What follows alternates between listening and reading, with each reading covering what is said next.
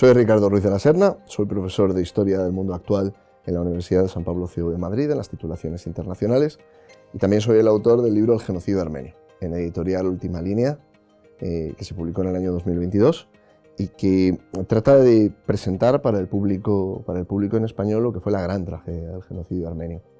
Y había pensado que en esta primera parte hablásemos un poco de la realidad histórica de Armenia, del pueblo armenio, porque el genocidio tiene dos formas de afrontarse y puede estudiarse de dos maneras, ¿no?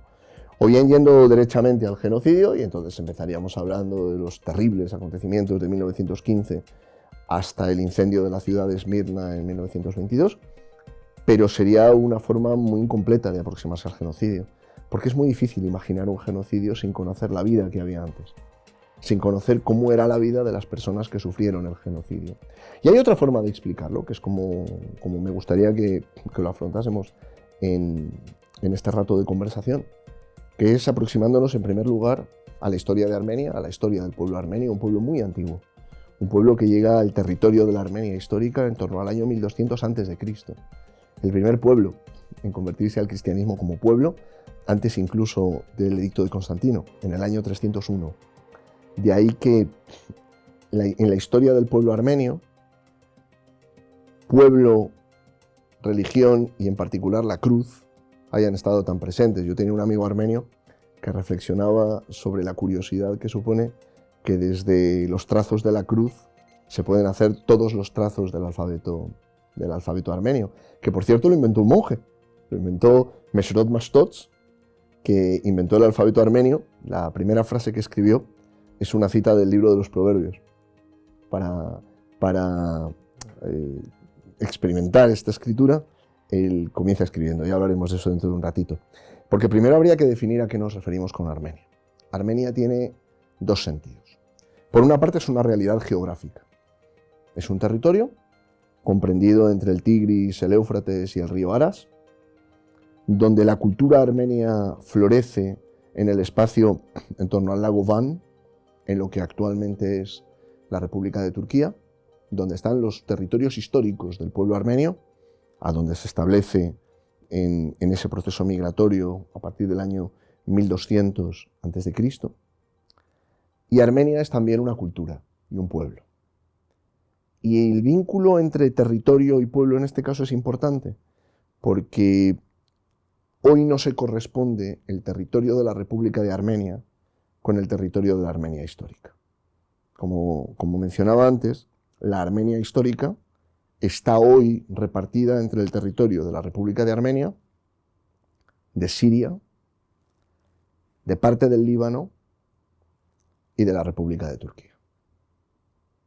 Y por lo tanto, cuando hablamos de la Armenia histórica, nos referimos a tres grandes regiones.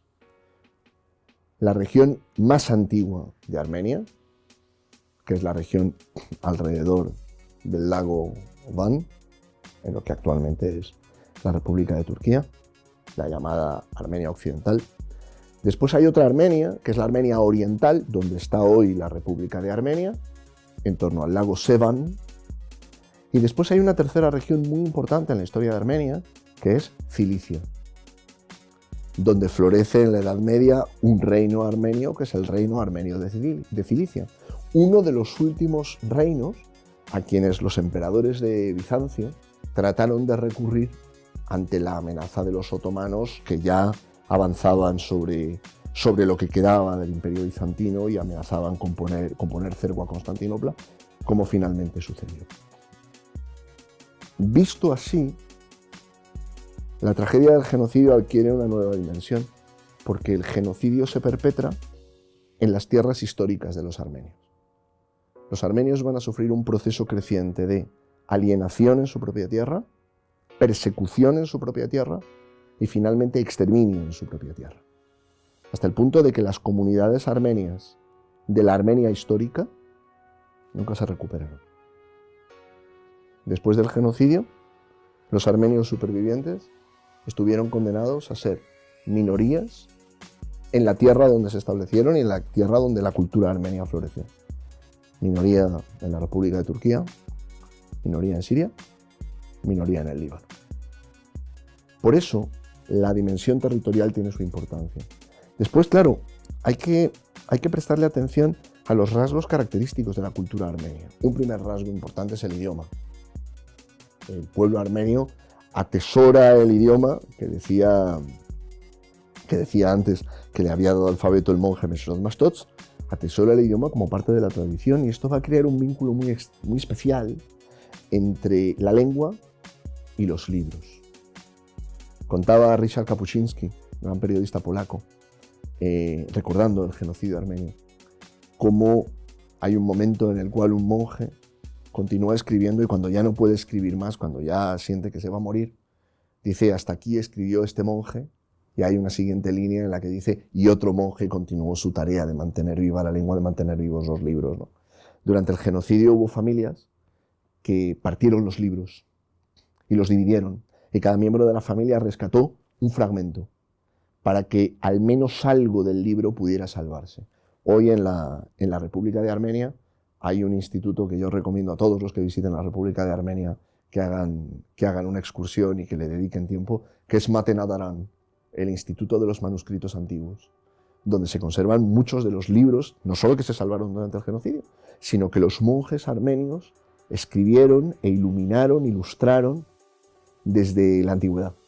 Un instituto maravilloso, donde hay además una estatua, por supuesto, que recuerda al inventor del alfabeto armenio, al monje Mesrot Mastots. Hay una relación con la literatura, hay una relación con la escultura. El pueblo armenio, un pueblo de grandes artesanos de la piedra, artesanos de la arquitectura y también artesanos de la escultura labrada, tiene una creación muy singular que son las estelas cristianas. Son monolitos de piedra en los cuales se graban cruces adornadas llamadas hachkars. Y allí donde hay una comunidad armenia, allí hay un hachkar, porque allí hay una identidad cristiana. Anterior, insisto, al propio edicto de Constantino, anterior a la iba a decir legalización, pero en rigor no fue exactamente una legalización, del cristianismo en el Imperio Romano, el cese de las persecuciones. En el año 301, bien, el pueblo armenio ya se había convertido al cristianismo. Y hay un arte cristiano que, con independencia de que el armenio a título personal pueda o no pueda ser religioso, configura una identidad. Están las esculturas, los hachkar, está la arquitectura, y las iglesias armenias son inconfundibles, con sus torres octogonales, con sus cúpulas terminadas en punta, y está la música.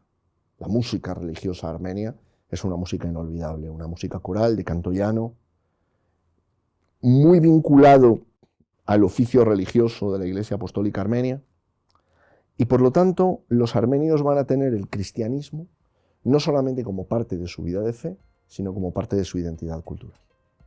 Y allí donde hay un pueblo armenio, allí donde hay una aldea armenia, allí hay cruces, allí hay literatura religiosa, allí hay sacerdotes, allí hay monjes, allí hay una vida que culturalmente se identifica con el cristianismo.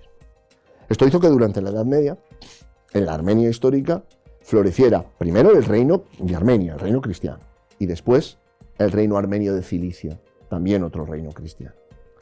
El avance de los turcos otomanos precipitó la caída de los armenios, y después de un periodo de verdadero esplendor medieval, con grandes reyes, la dominación otomana llevó no solo a los armenios, también a otros pueblos de la región, por ejemplo a los griegos del Ponto, por ejemplo a los siríacos, por ejemplo incluso a los árabes, a una situación de postración, en el sentido no necesariamente de pobreza, pero sí de dominación por otro pueblo, nada menos que los turcos otomanos. El símbolo de la victoria otomana en el oriente es la caída de Constantinopla en 1453, que de alguna manera marca la entrada de un nuevo orden político, porque el Imperio Otomano organiza a las comunidades en torno a grupos religiosos, de tal manera que cada grupo religioso tiene cierta dimensión de su vida en la que puede autorregularse, normalmente en asuntos o en materias relativas al derecho civil, el matrimonio, los problemas de herencias, los problemas relacionados con el cumplimiento de las obligaciones religiosas, y en esto los otomanos dejaban que cada grupo se organizase. Lo ponían a cargo de sus autoridades religiosas y, en el caso de los armenios, fundamentalmente la Iglesia Apostólica Armenia. Lo mismo va a pasar con los griegos del Ponto, con los siríacos, con los árabes. Pero luego había otro nivel en el cual era el imperio, el que eran las autoridades imperiales, las que sentaban las reglas y las que mandaban. Por ejemplo, en la materia tributaria. Por ejemplo, en lo que llamaríamos hoy el orden público, el control de los caminos, por ejemplo. Aquí se imponía la autoridad imperial. Y el Imperio Otomano tiene una enorme estabilidad desde aproximadamente el siglo XV hasta finales del siglo XVII. El siglo XVIII ya fue otra cosa. A medida que el Imperio Otomano va sufriendo derrotas en Europa, la última gran derrota del Imperio Otomano fue el fracaso del asedio de Viena en 1683. Los otomanos ponen cerco a la capital imperial, a Viena, y los vieneses resisten, hasta que tropas al mando por un lado de Carlos de Lorena y por otro lado del gran rey de Polonia, Jan III Sobieski, levantan el cerco, derrotan a los otomanos tienen que batirse en retirada, y a partir de ahí el Imperio Otomano entra sufriendo una serie de derrotas calamitosas en Europa. Pierden la ciudad de Buda, que es tomada al asalto, por cierto, tomada al asalto por 300 españoles que se presentaron voluntarios para asaltar los muros de Buda. Y a la altura del siglo XVIII, el Imperio Otomano se encuentra con que los estados europeos se han recompuesto, amenazan, no solamente han detenido el avance otomano, sino que amenazan los territorios que el imperio consideraba ya integrados en la estructura imperial, por ejemplo los Balcanes. Entonces vamos a ver que ese declive del Imperio Otomano va a ser determinante en el destino terrible que aguardó a los armenios.